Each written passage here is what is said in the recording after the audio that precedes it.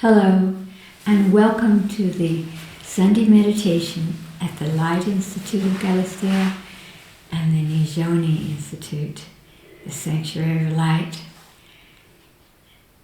And we want to welcome you today into a profound sense of who we are and our purpose in life through meditating. Because when we meditate, it allows us to come into a sense of our true self. And so that we can look out into the world from a place of peace and illumination, beautiful consciousness. Our meditations are divided into 3 parts. The first part, we begin with our higher self. The higher self is your own inner voice, your own wisdom. It's the intuitive essence of your soul. We ask our higher self to take a form. Each time you do that kind of meditation, your higher self will take a different form because it will be aligning you to frequencies that support you at that moment. So we'll ask the higher self to take form. We'll draw the higher self into our bodies. And then I will make a sort of om sound so that you can push the button and pause so that you can sit in meditation for as long as you like.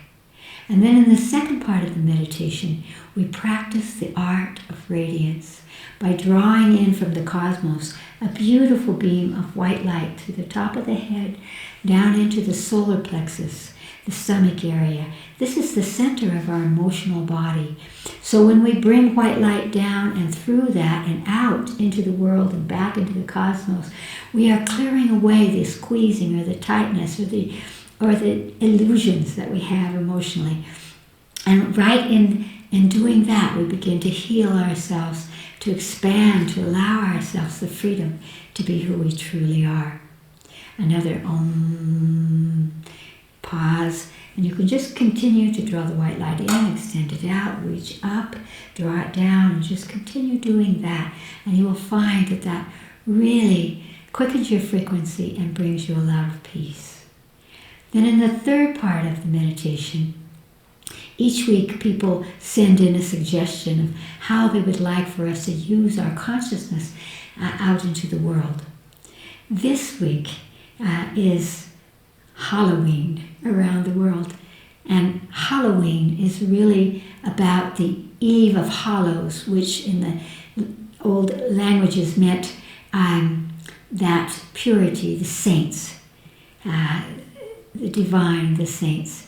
And so it was a preparation for All Saints' Day in Christian religions. And so in this part of our meditation, we're going to extend an energy to all of humanity that we can allow ourselves to feel that saintly energy in us. Not the saints that were martyrs, that suffered and therefore they were considered saints, but the saints who lived lives of peace and happiness and loving energy, who were templates of a higher spiritual order. And that belongs to all humanity. And so we will feel that energy in ourselves and we'll radiate it out to support and uplift humanity to find that saintliness with a modern interpretation in themselves. Let's begin by closing our eyes. Close your eyes. Breathe deeply in through your nose and very slowly exhale through your mouth. When you exhale, you're slowing down your brain so that it expands into alpha, which is the meditative state. Again, breathe in through your nose and slowly exhale.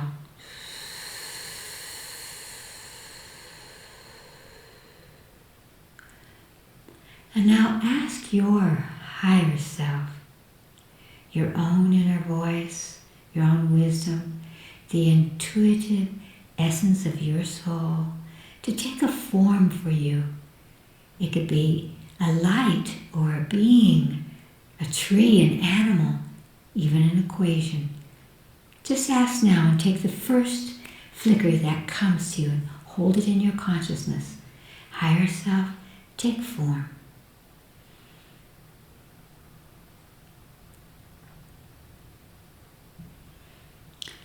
And now ask your higher self to touch the place in your body that you hold your divine essence at this moment. And just imagine that the higher self is touching anywhere in your body.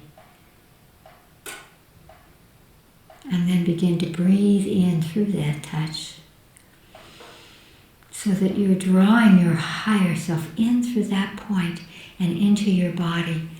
And then breathe deeply as your higher self, as your own true self, and enter into meditation. Om.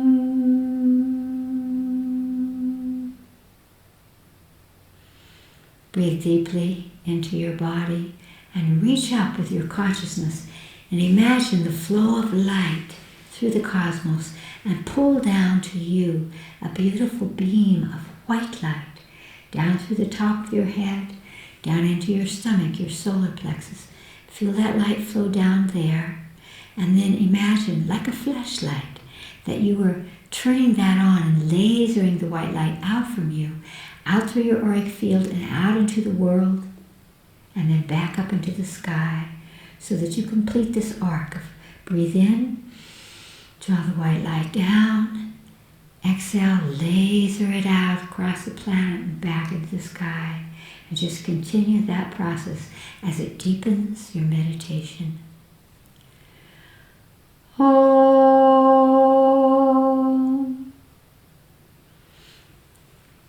Again, breathing deeply into your body. Feel that saintly energy in you. Everyone has that energy as a part of our source. It's how we come into body. That's what we see in babies. So feel inside you that higher energy, that loving, compassionate, the higher octaves. The octaves that hold and live in that way.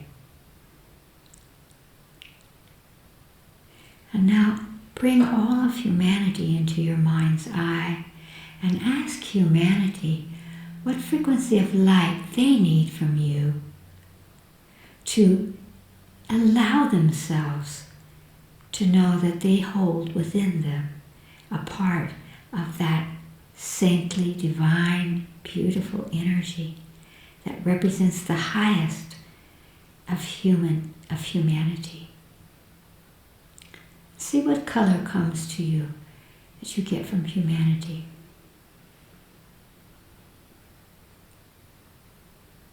Take that first flicker of light, whatever color you get, and again, reach up into the cosmos and draw exactly that color down through the top of your head, into your solar plexus. Feel that beautiful light quickening you, opening that saintly energy in you, and then laser it out from your solar plexus, your stomach, and imagine that you're extending that to encompass and embrace all of humanity.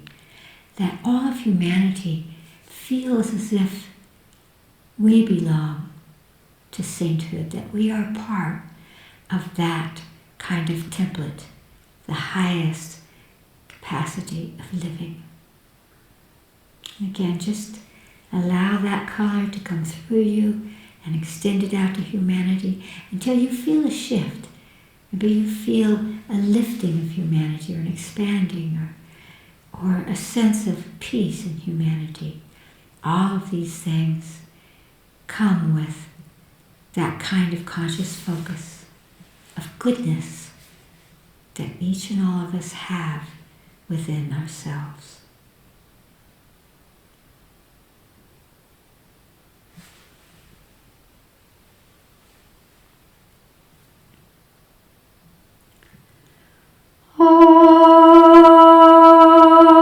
Om. Take a deep breath into your body and open your eyes. This is a new take on Halloween, is it not? But to remember that we forget sometimes to acknowledge how beautiful we are as humans and that we have that choice and that capacity within us. There's a second part of our Sunday meditations here. It's called knowings. And each week, people from around the world send in questions, conversations that they would like for us to participate in, to uplift everyone who is participating in this meditation. And so Allison will tell us the questions that came for this week. Allison. The first question is from Madrid, Spain. Miss Griscom, I'm in the movie business and I am a slave to timelines, the schedules and demands of other people, 7 days a week. Other than leaving this business, do you have any suggestions for how to break free, at least mentally and emotionally, to have time for myself and not feel like I'm only living the lives of other people? That's a wonderful question, because I think people in all kinds of occupations often feel as if they're living someone else's life. And in fact, we often are living the lives of others because we take in their judgments and how they think we should live. And so I love that you mentioned that, how important it is to live your own life. But first of all, it's important for you to feel inside if you love this work that you're doing. Because if you love your work and you realize that being a part of the movie business, you are touching the consciousness of people around the world, that's a very special opportunity.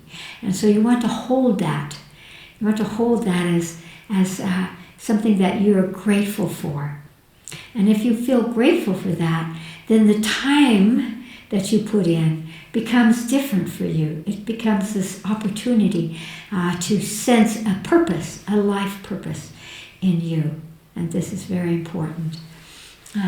But it's also important to realize that, of course, you have to have your own life. But that can be simultaneous. We often think, well, we have to get away to meditate. We have to get away to find ourselves. No, you can find yourself through the work that you're doing in the movie business, through the colleagues that you have in the movie business. And what my higher self always says is that wherever you are, live that, be present there. And when you put yourself there, then instead of the timeline of someone else, you are using a timeline that allows you to be who you are and to give your gift. So it's just a little shift, an emotional and mental shift in that. When you're driving to work, you can say, I am meditating. You can extend energy into the process of your work.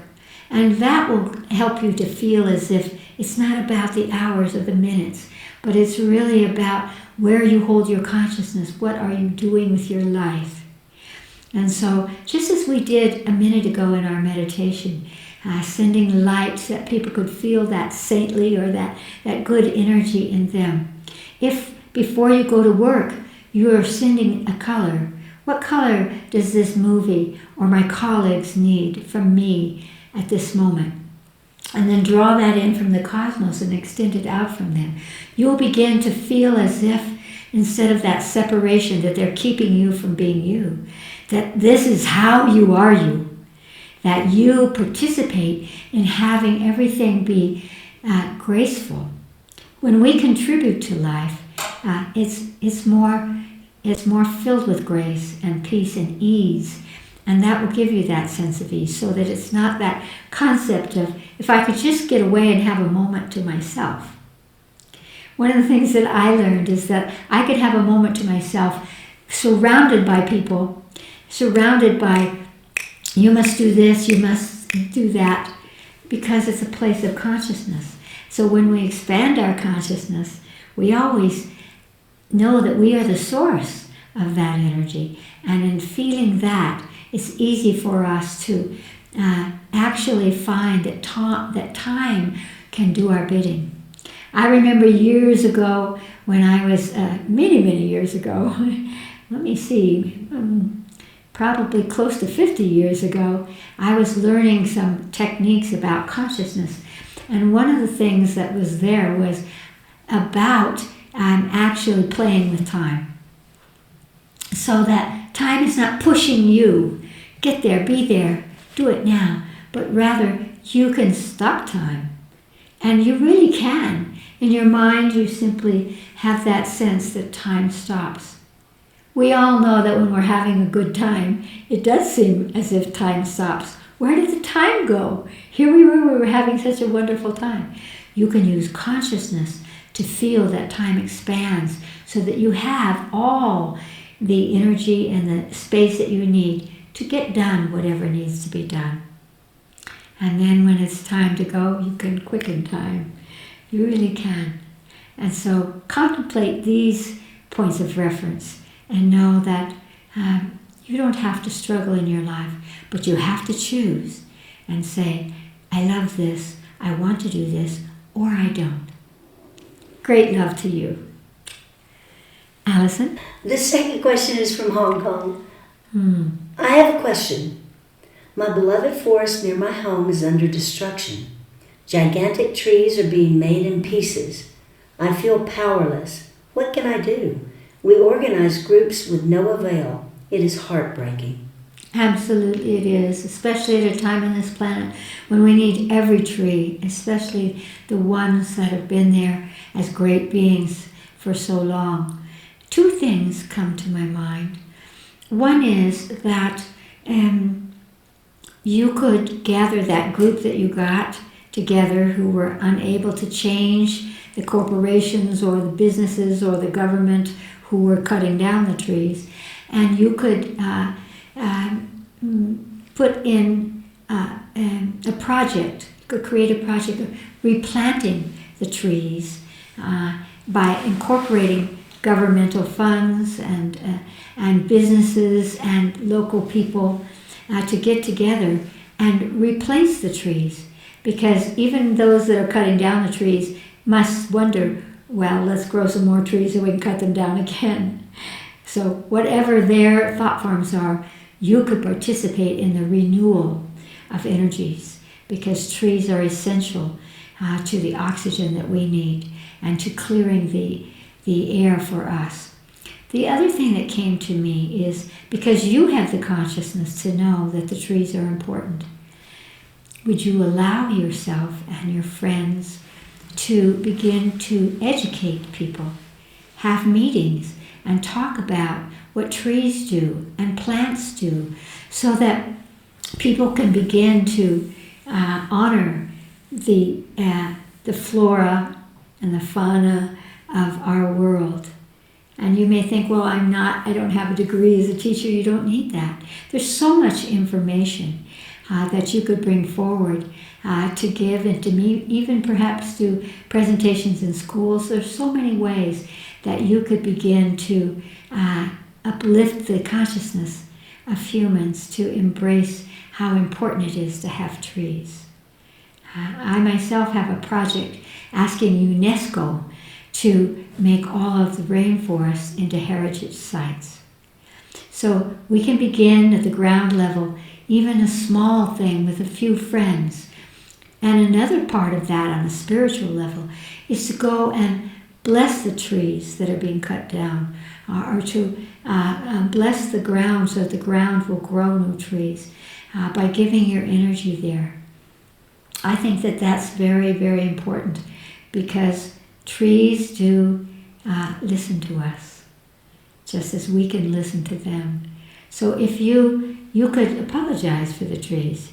You could bring the trees into your mind's eye in the meditation and ask them what frequency of light they need to feel our gratitude for their presence, for the lives that they have lived, the hundreds of years or thousands of years that they have lived, and to ask them, to whisper to them a promise that you will try to replace and build a forest again, and therefore honor their legacy that has been passed down from your forefathers and into the future. Great love. Allison. The final question is from the United States. Dear Chris, do you think salt lamps are good for the health? I have filled my house with these and they make me feel wonderful. But everyone I know says they are just a woo-woo gimmick. I'm really tired of being called woo-woo. Hoping you will be on my side with this. With love from a very conservative area in the United States. Well, in fact, there are no sides. There's just this light and dark kind of conversation. Of course, I love salt lamps. The salt lamps show us an energy, a purifying energy. They bring us pleasure and they create beauty. I have them all over the Light Institute and the Sanctuary of Light. I have them in my own home because I love looking at them, and I too can feel how they clean the air. And this is really not woo-woo. Anyone who cares to educate themselves can study that. We've always known that salt purifies and that salt is very important. That's why in ancient times they used salt to protect their food when they had no refrigerators, because it held it safe from bacteria and negative energies. The same way a salt lamp does today. And so that's one aspect. The second aspect is you might want to look at yourself a little bit about this woo-woo stuff. Around the planet from time immortal and for survival purposes, we have given way too much energy in terms of how others see us or feel about us. If you know it's not woo-woo, then that's all that matters. You don't have to convince anybody else, and you can just laugh with them if they think it's woo-woo and say, well, you can spend your finances with some kind of an electric thing that clears the air or whatever, and I'll just use nature, But try to free yourself from that, being tired of being called woo-woo. You don't have to be called woo-woo. You just have to trust what is true and lovely and wonderful for yourself and live that. And let the rest do whatever they do. It's a conservative area. Again, let's do a little exercise so you could kind of clear that worry about what others think, because you've inherited that psychogenetically way back through your family constellation, way back to primordial humans, where what others thought of you could mean life or death. It's not so today. You can choose friends that don't call you woo-woo, and you can release yourself from that anxiety that others would judge you in a certain way. We are beyond the judgment of others on the planet at this time. Every person who is here with a destiny to uplift the consciousness of humanity, and clearing our environment is on many, many levels, in many, many ways, crucial to those endeavors and those mandates. So close your eyes now for a moment, all of you, and ask your body where you hold a kind of anxiety about what others are saying or thinking or about you or judging you. Where is that energy in you at this moment? You might see a place or hear a place in your body or feel a little tingle or something in your body right now.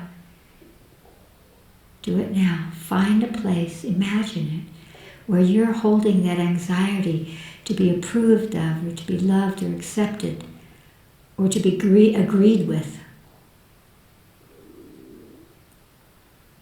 And now bring your conscious awareness into that place and just dip in with your awareness for a moment and kind of feel that anxiety. You don't have to carry that. Do you see how constricting it is? And perhaps it's dark or tight or on fire, however you perceive that. And now ask that place in your body what color it needs to wash away that anxiety, that old patterning that you have inherited, and set you free. Because at the moment of your death, you will not be thinking about what others have said about you. So do not live that way now. Whatever color, take that first color and imagine that you're just sucking it into that place in your body. And the beautiful light is absorbing that anxiety and dissolving it in the light and washing it away. Breathe deeply and feel the light washing away the anxiety. Command it to do so until you feel a little lightness, a little shift, a little more light. That's it. And take a deep breath and open your eyes. The moment that you choose a color or hear a color from your body, you have already changed that equation of your anxiety as a result of somebody else's opinion. They too are anxious about other people's opinion. You do not have to be there. Be yourself. I give you all my support and my great love.